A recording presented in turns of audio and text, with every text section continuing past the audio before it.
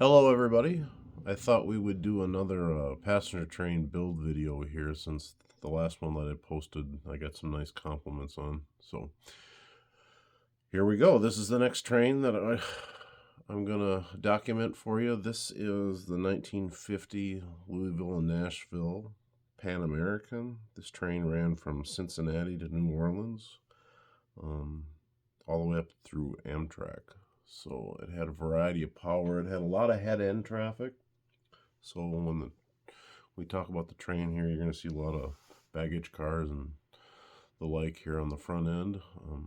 Got a variety of equipment. We'll do like we did on the last one. I'll talk you through each car of the train, and then we'll do some run-bys at the end. So sitting here before the train, the rest of the train gets here are my alternate power. These are E8s. Just like in my last video, these are stock lifelike shells that I've detailed with gold medal models and weathered. And they have been switched over to Kato mechanisms, so just like the last video. And it's got a Digitrax DCC chip in it. So if you look in here, I took the side windows out because it would hang up on this little lip here. But you'll notice, see that little lip? It's a perfect spot to put spacers to set this shell. So if you look up here by the ladder, you can see this white spacer in there. I hope. Yeah, there you go. That little white piece of styrene is glued to the same level of that little lip, and that's how that sits on there. So again, it's loose, and I had to file off the nubbins, the guide nubbins that were in there for the lifelike mechanism. But once you do that, it sits right on there. Again, it's not attached, but it sits there, and unless you're going to mess with it, it's not going to go anywhere. So these guys are speed matched and are programmed to the same address. This is number 797 is the lead unit, and 796 is the trailing unit.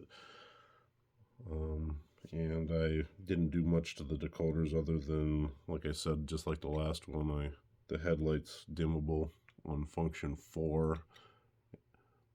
And then when you go into reverse, the trailing unit's headlight comes on and the lead unit's headlight dims. So that's all I did to those. Sitting behind it is some Railsmith cars.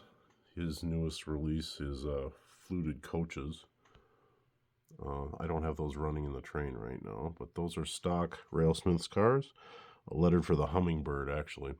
The only thing I did was give a slight bit of weathering to the trucks and painted the couplers a rust color. So, but you're going to see how those match up with the rest of the train here when the train comes by, which is going to be what happens next. So let's bring the train in here and we'll talk about each car that's in the consist.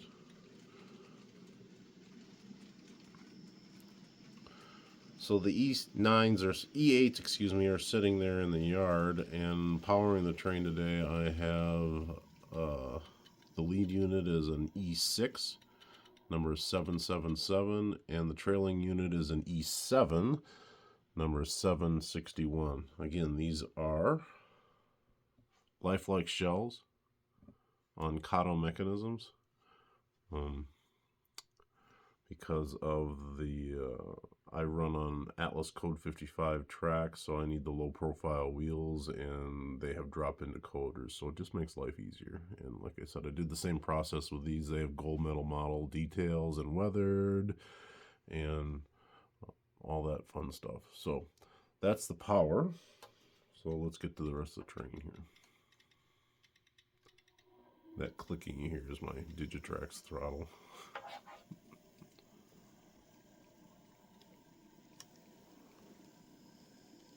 So the first car in the consist is actually not a Louisville and Nashville car. It's a Nashville, Chattanooga, and St. Louis car. They would interchange cars, could be quite a bit. Louisville, Nashville actually owned the railroad at that time, so you'd see a lot of NC and St. L cars in their passenger trains and freight trains. This is a Wheels of Time car, 70-foot car, out of production. All I did was weather it. It's a 70-foot car. It's number 960. A lot of the cars in this train I painted and decaled myself. This is the first of those. All the cars that I did, I used Monoflex acrylic paint on. It's B&O Royal Blue and Wabash Gray for the roofs, and any of the underbody are, and other details, the diaphragms and the trucks and such, are that's all flat black. Again, that's all Monoflex with dull coat sprayed on top of it. The decals are by Great Decals. They make a lot of Eastern Seaboard decals. A lot of stuff on the East Coast. Very nice product. Yeah, so I've been using them for a while. You have all the wheels swapped out for Intermountain 36-inch metal wheels, and most of the heavyweight cars have Microtrain Z-Scale 905 couplers on them for close coupling. A couple of them have 1015s in them. The Diner has different Microtrains couplers on it. And on the end of the observation car, I have a Microtrains True Scale coupler with an air hose hanging off the back of it. So, anyways, this is a 70-foot Microtrains baggage car, painted and decaled. It's number 1443. And then we got another one just like it. This one, again, is a 70-foot Microtrains baggage express car. It's 1416. And the last head-end car is a Microtrains heavyweight 60-foot RPO. Well, this was a fun car to do because all the striping are on the windows. It's kind of hard to see in the video, but you can see those gold striping. I've misspoke before. The gold striping, those are micro scale stripes. So this is RPO number 1118. Then I have two Walthers, old Walthers, again out of production cars, smooth side coaches, lightweight coaches. This is coach 3024, and the second one is coach 3029. Weathered, couplers painted rust color, and I put the numbers on them. Back then, Walthers was releasing passenger cars with a decal sheet, so they'd give you an under-numbered car, and you could put whatever numbers on it. I wish more manufacturers would do that. Then I have two Microtrains single-window coaches, heavyweight coaches. The first one is number 2309, and the second one is number 2438. Again, I talked about the paints and the decals that I used on both of these. You can see the Microtrain Z-scale couplers in between the cars. It really brings them together nice and close, and it will still go around 18-inch radius curves with no problem. Next car in the consist is a Microtrains heavyweight Diner. This is number 2727, and Louisville and Nashville also, besides numbering their diners, they gave them names. This is, I'm going to probably pronounce this wrong, so forgive me, Post Leithwaite's Tavern. That's the name of the car. Now, this next car is probably not prototypical, but I wanted a lounge car in the train, so I took a Kato lounge out of the 20th Century Limited set, stripped it, and decaled it, and painted it, and all that stuff. I decaled it for Kentucky Club. It's probably not a prototypical name on it, but I thought it turned out really well, and it adds some variety to the consist. The next three cars are Railsmith stock cars. They're 10-6 sleepers in the River series. This one is Barren River. Again, all I did was weather and paint the couplers. The second one in L&N blue is Kentucky River.